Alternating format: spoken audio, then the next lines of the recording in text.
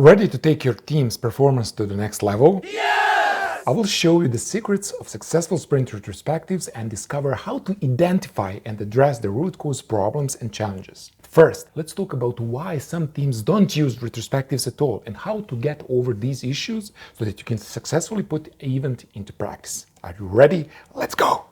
There are many reasons why a team wouldn't do retrospective, and they are all equally valid, although there doesn't mean that they are good excuses. Some team might just be doing a retrospective for the wrong reasons, like if they were required to be done for an audit. Some teams might not have enough time. Some might want to look ahead rather than behind. Others don't want to talk about themselves, whether others could be simply burned out and just don't want to think about the product development anymore. One of the main blockers to implement retrospective properly is that the team does not feel it is safe for them to participate.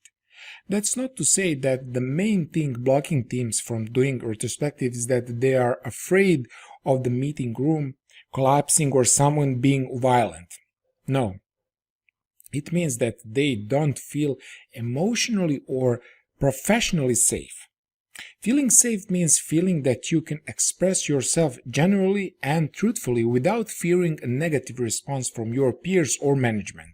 It is the ability to communicate openly with your teammates by knowing that you will be heard and that you will be supported by them regardless of what you have to say.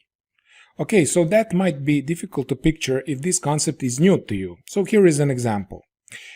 One developer, let's call him John, in your team is working on a new software product. They are all in a daily Scrum talking about what was done previous day, what is planned to be done that day, and what their blockers are.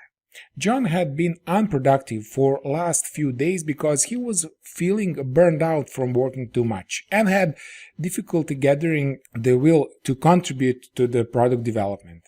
In the daily Scrum, John tells the rest of his team this because he knows that he will not be punished for his pure productivity. He's just burned out. John feels safe enough to talk openly about his feelings to his team. Now let's look at this flip side of that. What would it look like if the John felt unsafe?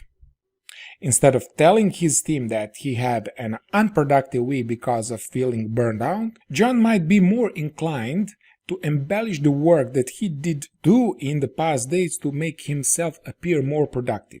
He might, for example, go into unnecessary amount of detail on the research that he did into specific software tool set, as opposed to saying that his issues were about being burned out.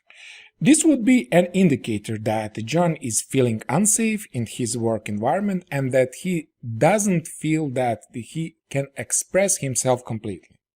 Now, Pamela is a product owner on the software team building a mobile app. At the end of each sprint, she has a strict policy that her developers conduct a sprint retrospective, and that's okay. At this retrospective, she tries to entice her developers to speak by offering compliments. She also criticizes her developers' work heavily at this meeting, and her developers do not feel that her compliments are sincere. So what do you think Pamela could do to make her developers feeling safe during their retrospective meetings? Well, Pamela should stop openly criticizing her developers in front of the group and consider not attending future retrospectives. If Pamela found any of her developers' behavior or performance to be an issue, addressing it in the front of the group is not the most effective way to fix those problems. Retrospective is a way to reflect on what the team has done and to make the appropriate changes going forward. It is important that everyone feels safe enough to communicate openly about product development. But why is it important that team members feel safe? As you might have taken from the last example, if the team members don't fully communicate with their team, issues often fly under the radar and remains unsolved. In John's case, burnout was the cause of his lack of productivity.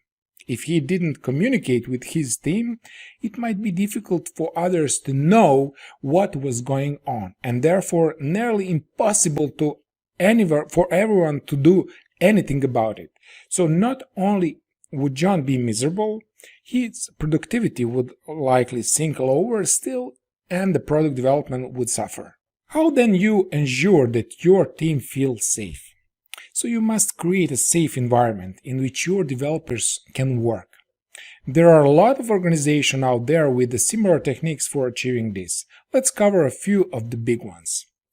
First of all, let your team knows that you intend to encourage such environment.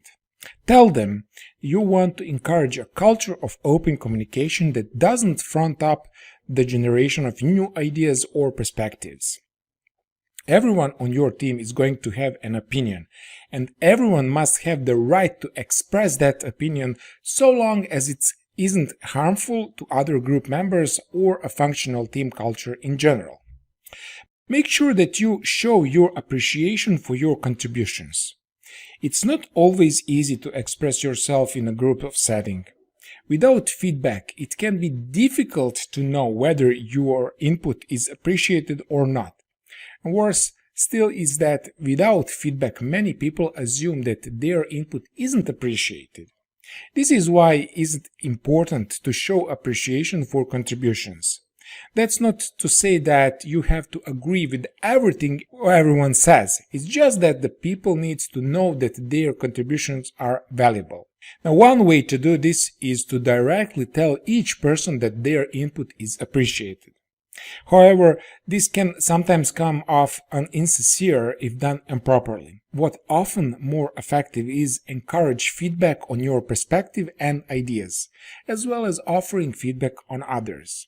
And a great way to show appreciation for someone's idea is to build ideas off of it, and then attribute the original idea back to the person who originally thought of it. This not only gives validity to the idea, but also affirms the person who thought of this idea.